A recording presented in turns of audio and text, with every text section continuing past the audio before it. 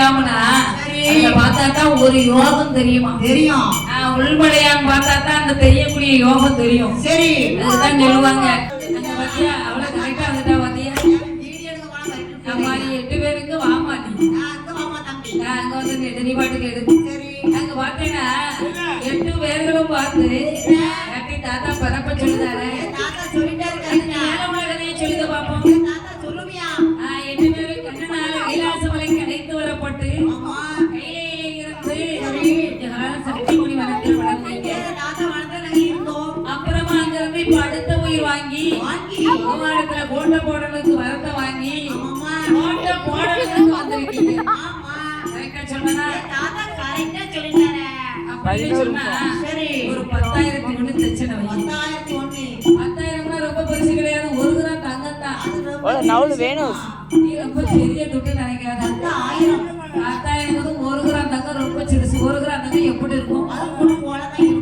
ஒரு மோதிரம் சின்ன மோதிரமா செய்யலாம் அப்படித்தான் இருக்கும்.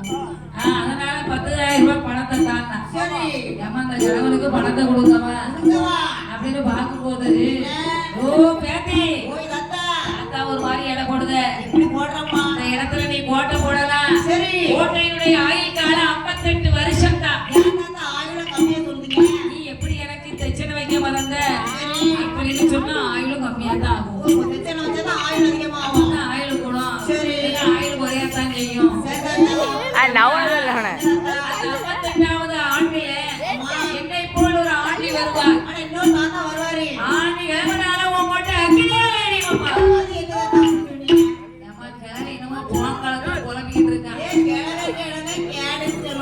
அப்படி சொல்லாத.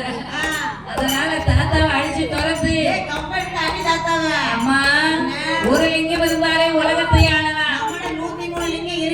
லிங்கம் இருக்கும்போது நமக்கு என்ன பயம்? அப்படின்னு 8 பேர் வாங்க தாத்தாவை அழித்து துரத்தி விட்டு கோட்டை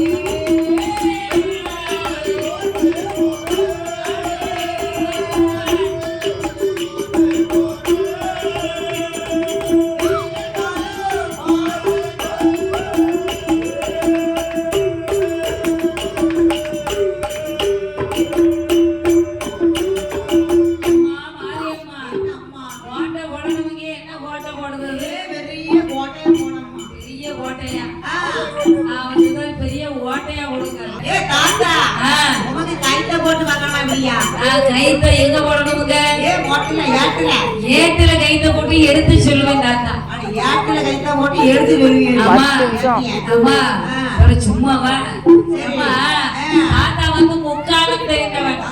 ஆமா அதாவது கடந்த காலம் நிகழ்காலம் இப்ப நடந்துகிட்டு இருக்கிறது வருங்காலம் எல்லா காலமும் தாத்தாவுக்கு தெரியும் எல்லாமே தெரியும் அதான் வருங்காலம் அம்மா தாத்தா வந்து பெரிய ஞானி அதனால தாத்தாவுக்கு எல்லாம் ஏன் ஏனி கோயில இப்படி போடுறதுன்னா ஏனி ஞானி பாட்டு படிச்சது ஆடும் துறந்த முனி